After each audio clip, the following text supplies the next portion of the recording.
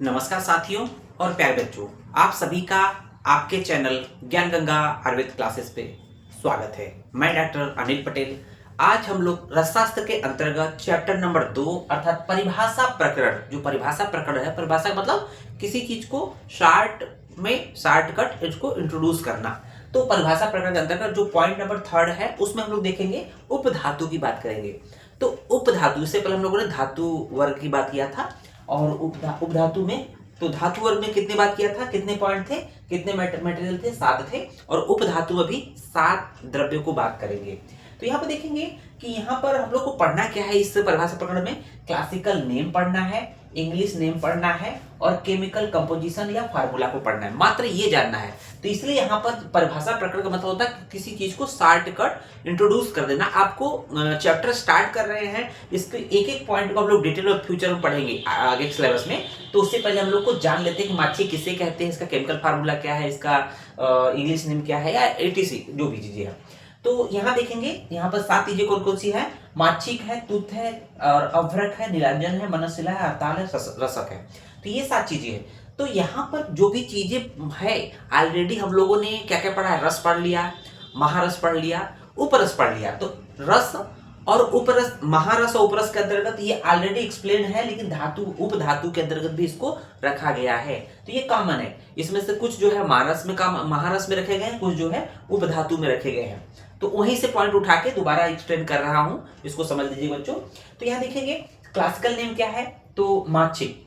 माछिक देखा जाए, पहला जो है, पहला माछिक है, उसका क्लासिकल नेम माछिकम ही रहेगा, माछिक रहेगा। और उसका इंग्लिश नेम क्या रहेगा, पायराइट। क्या कहते हैं, पायराइट।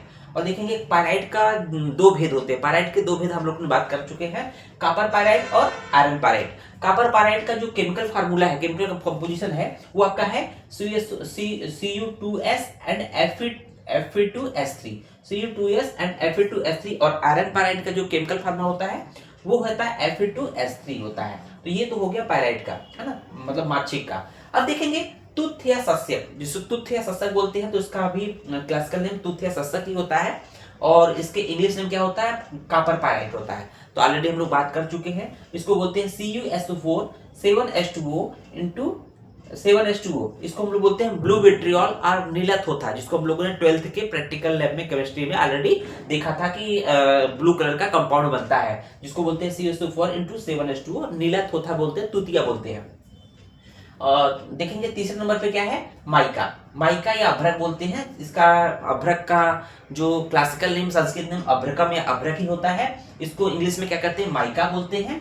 और इसका केमिकल फार्मूला क्या होता है, देखेंगे double silicates of aluminium, potassium and sodium. Double silicates of aluminium, potassium and और सोडियम होता है। और उसको देखेंगे चौथे नंबर नीलांजन। अंजन के प्रकरण हम लोगों ने देखा था। अंजन हम लोग कहाँ पढ़े थे, उपधातु के अंतर्गत पढ़े थे।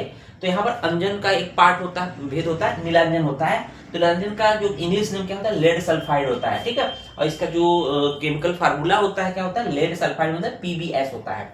उसको देखेंगे 5वें नंबर पे मनशिला। मनशिला को पढ़ा था उपधातु के अंतर्गत।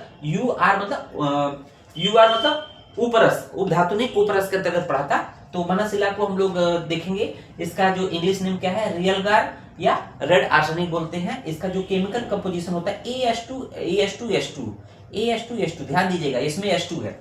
और उसको देखेंगे 6ठे नंबर पे हड़ताल है। ये भी उपरस के अंतर्गत है। UR मतलब उपरस के अंतर्गत हम लोग ऑलरेडी पढ़ चुके हैं। तो यहाँ पर फिर भी हम लोग इसको रिवाइज कर रहे हैं। इसको बोलते हैं हड़ताल को क्या बोलते हैं, इंग्लिश में येलो आर्सेनिक, क्योंकि इसका कंपाउंड येलो कलर का आता है, तो येलो आर्सेनिक होता है।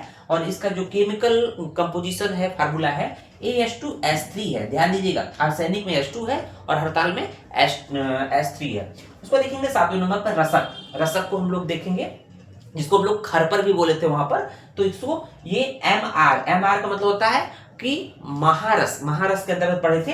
और इसको बोलते हैं, इसका जो इंग्लिश में होता है जिंक ओर बोलते हैं।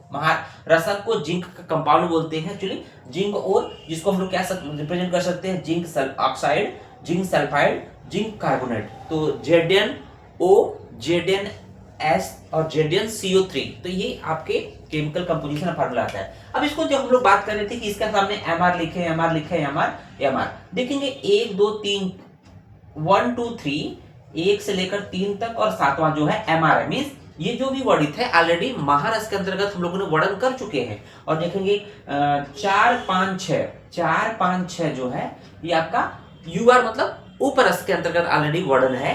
उन्हीं में से यहाँ पर 4 महारस से 3 उपरस निकाल के 7 उपधातु हो गए। तो हम लोग आप बाद में धातु में अंतर पढ़ लेंगे। उम्मीद है वीडियो आपको पसंद आया होगा। धन्यवाद।